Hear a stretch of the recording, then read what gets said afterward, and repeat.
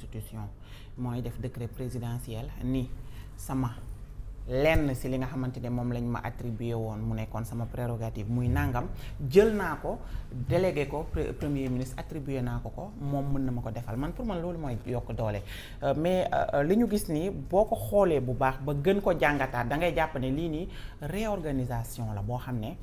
président da ko def réorganisation bi nag mën nañ ko jàngatee ci façon bu ne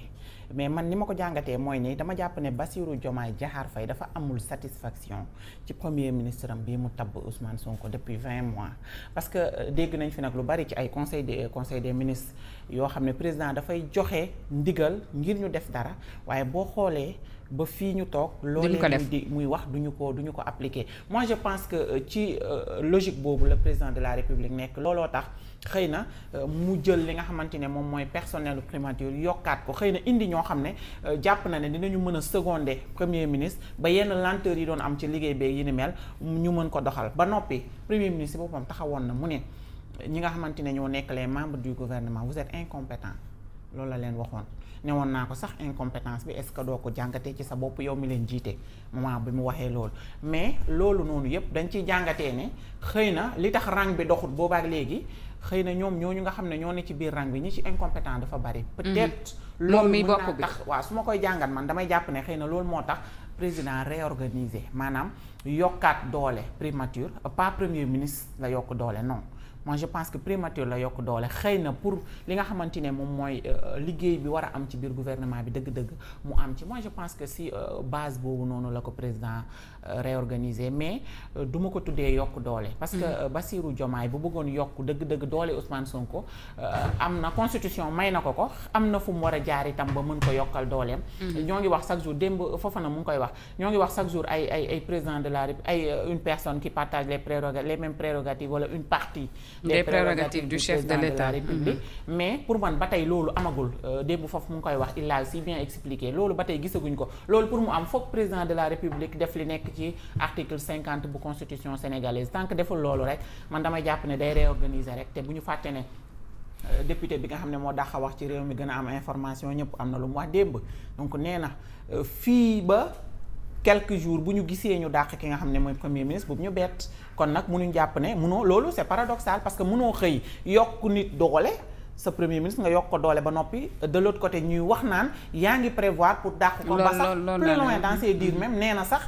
jël na date ba noppi date bi moo accès gul rek moom Cheikh Bara nee na buñ ca accès danañu xam ne président jël na date pour dàq premier ministre am. donc kon est-ce que du calcul kon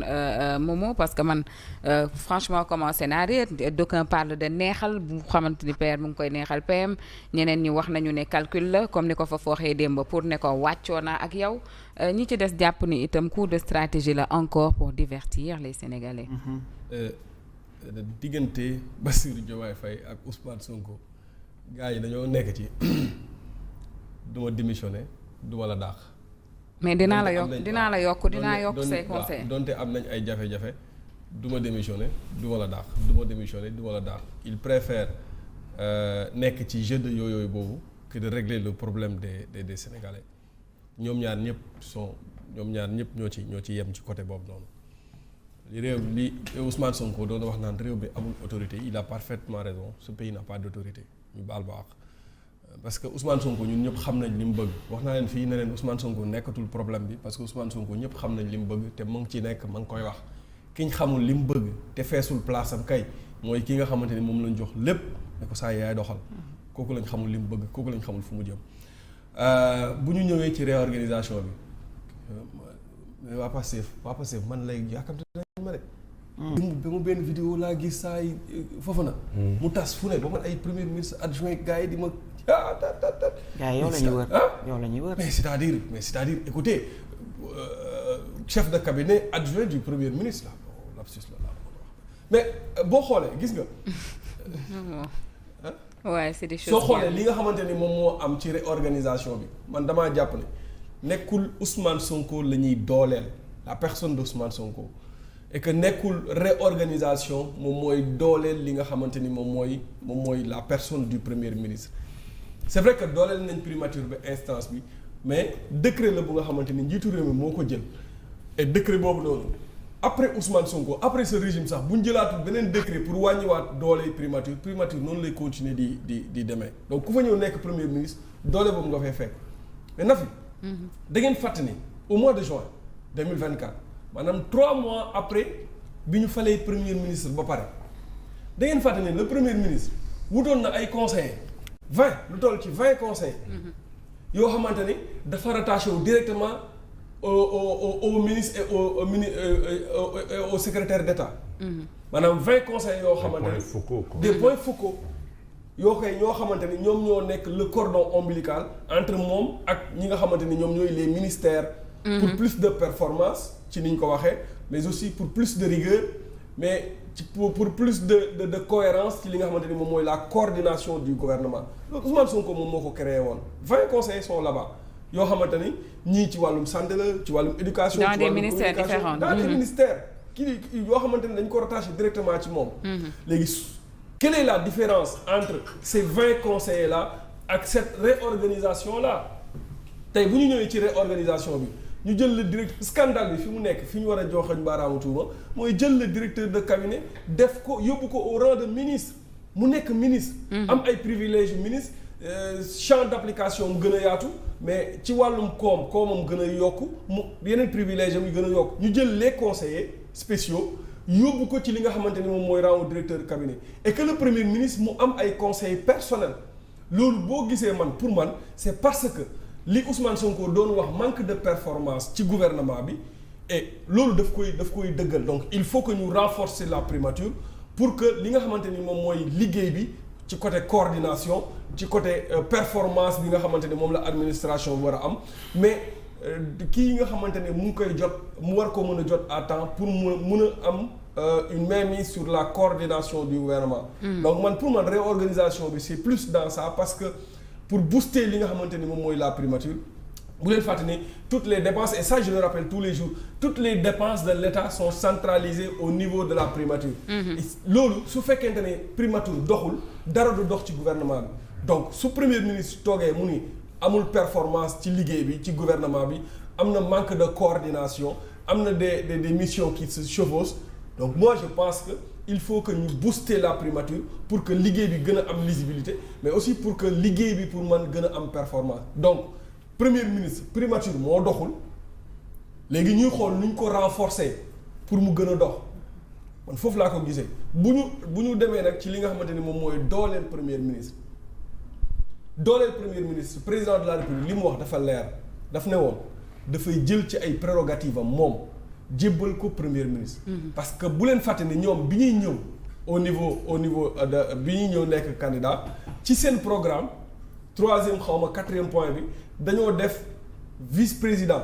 dañoo ne bu ñu ñëwee dañuy créer vice-président ñu ne lii mënul nekk ci seen mandat bi il faut ay réformes constitutionnelles pour que mu mën a jàll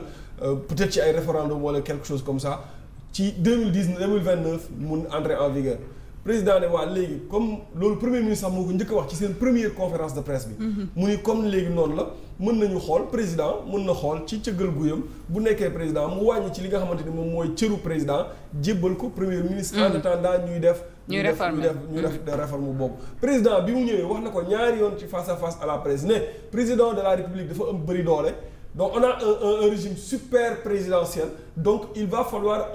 un premier ministre très fort et super fort. et pour que mu super fort day jël ci ay prérogatives am jël décret ne prérogatives yii ak yi jébbal naa ko premier ministre même bu fekkente ne jébbal na premier ministre prérogatives yooyu noonu premier ministre ci Sénégal président de la République moo mës a am droit de vie et de mort ci moom. ak prérogative bu mu ko mën a jox dañ ko nommé par décret suñ ko nommé par décret président mën a toog ba mu neex ko mu jël beneen décret. mu jël beneen décret mu kii ko mu révoqué ko mu limogé ko indiwaat beneen premier ministre. donc ci ku mu amul droit de vie et de mort mooy le vice-président parce que ñoom ñaar la ñuy falandoo. donc moi je pense que ñoom war nañu déjà commencer réforme yooyu noonu parce que man kat jàpp naa ni Sénégal war na mën a am vice-président loolu moom dama ci bokk xalaat ak ñoom. war na mën a am vice-président réforme yooyu mën nañ ci dem ba bu 2029 bu ñu demee ñu voté ñu fal ki nga xamante ne mooy président ak le vice-président su ko defee les problèmes politiques entre le président et le premier ministre dootuñu ko nemmeeku dootul nekk facteur bloquant ci li nga xamante ni moom mooy liggéey bi. Fafana. waaw man daf ci am hypothèse yu bëri yoo xamante ne nii 2 ou 3 yoo xam ne peut-être am naa ko ci mbir bu xew li njëkk li d'abord moom mooy boo seetloo li nga xam ne moom mooy décret bi ak li mu wax lépp lu muy énuméré da ngay gis ne le président de la république lam ñu waxoon ak jamono ji la mu def ute na. lii de mu muy ne dëgg woon super ministre fort ba ko dindi ay prérogative am jox ko loolu dañ na. li am moom mooy sur le plan administratif le gars il a été boosté parce que am na directeur de cabinet adjoint ça c'est dans le cadre administratif du politique sinon on aurait parlé de chef de cabinet beneen bi moom mooy